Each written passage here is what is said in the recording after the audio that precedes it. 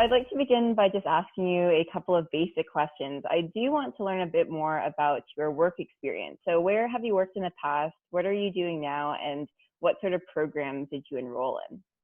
Sure. So I've been graduated from engineering, and for the last 19 years, I've actually worked for the same company, which is pretty unusual nowadays. So 19 years as an engineer, but it was I work for General Motors. It's a big company, and the nice thing about kind of that big corporate world is that I have spent a lot of time in different departments. So while it's kind of one title on the resume, I've really had an opportunity to do a whole bunch of different things. And so my job never really gets boring. What school did you go to and what programs did you enroll in?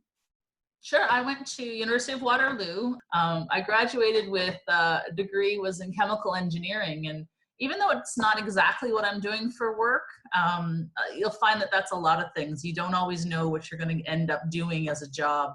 I work as a manufacturing engineer, and we build engines and transmissions. And while my degree isn't specifically in that area, the nice thing about an engineering degree is it really helps you know, learn, and grow. And those are the really important things that people in the workforce are looking for: skill sets and, you know, the ability to try and gain new skills as you move forward in your career. So we know you've been involved with FIRST for a number of years now. So I was just wondering, how did you become involved in the first place, and what made you want to stay with the program? I got involved through work. It was a particular opportunity. So I work for General Motors, as I've said, and the company is a really big sponsor of FIRST programs. So when I was in about 4 years into my career, our director of engineering approached me about starting a new team. But I didn't really know much about what FIRST was. And like many people in their first year, I didn't really know what I was getting myself into. But the opportunity to start a brand new team and kind of be the lead mentor in a program, supported by some of the other coworkers that I had that had been exposed to the program, really was exciting to, you know, start something from the ground up. So that was in 2005. And since then, I've kind of been a lead mentor. But opportunities always keep coming up with FIRST. There's always more students to get excited for the program, and there's always new opportunities coming up. So over the last few years, I've changed roles, but definitely trying to stay connected with the program as much as I can. I was just wondering about your experience as a mentor of the Girls in STEM Executive Advisory Council, as well as a FIRST mentor. So what do you think would be the best way to encourage specifically more women to participate in STEM programs? Well, that's a great question.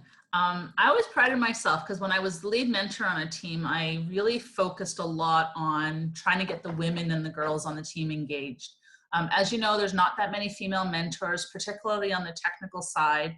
And I always feel that girls are still pushed off of teams, not necessarily intentionally or with maliciousness, but our voices aren't always heard. And so I tried to kind of go about it in a way that made sure that leadership in key roles, that there was joint connection between female and male team members for any type of activities. Really important to, I think, at the grassroots, have adults and leaderships that are going about that intentionally. It's easy with the excitement and the stress and the motivation of the competition that's FIRST to kind of lose sight of that. People are very focused on the robot, especially if the robot is what's really attracting you to be part of the team. But what I really like about the FIRST program is how much emphasis it puts on not just collaboration, but also in creating environments that are really positive for both men and women, and really anybody who's on a team, if you're an adult or a youth. To get more girls on team and to keep inspiring them, I think it really takes a lot of focus to make sure that you've got a positive atmosphere, and that you keep including girls in the conversation. You can sometimes start to feel the stress and the pressure of getting the job done. And unfortunately that, can mean that sometimes people get pushed away or ignored. And I think it's up to the leadership of a team to demonstrate that gracious professionalism doesn't always just happen on the field. It happens in the class, and it happens about including people who might not have the right voice. And that's not always easy to do.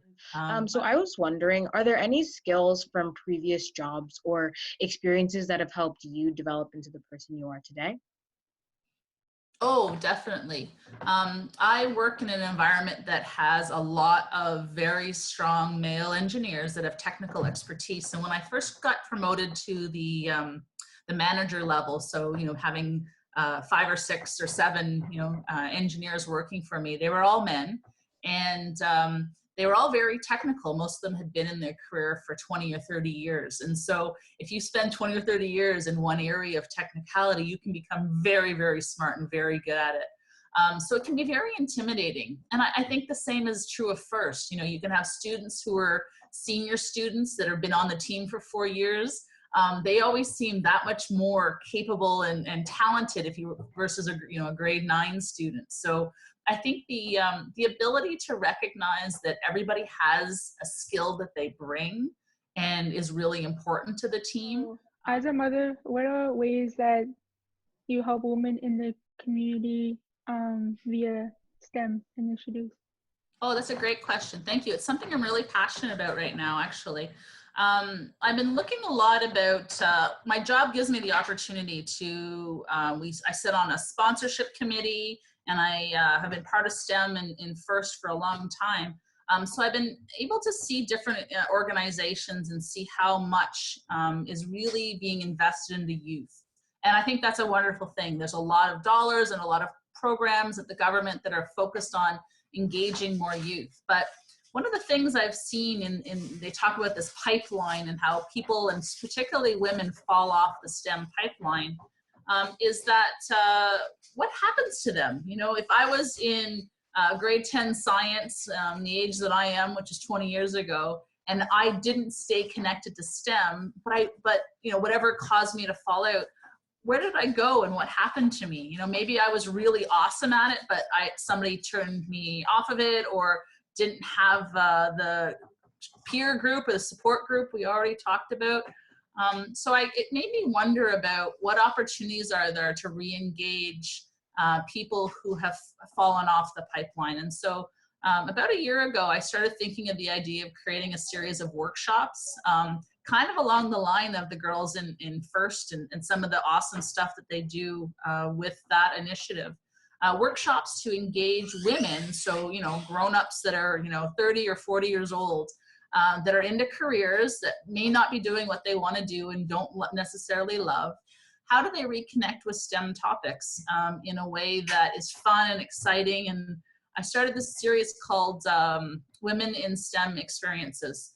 And it's the idea of coming out into the community, going for a night out, kind of like I call it paint night for STEM, where you're going to go make and build something along the topic. And so I pull in technical experts on a series of fields. So I've done robotics, I've done environmental science, chemistry, space sciences, automotive.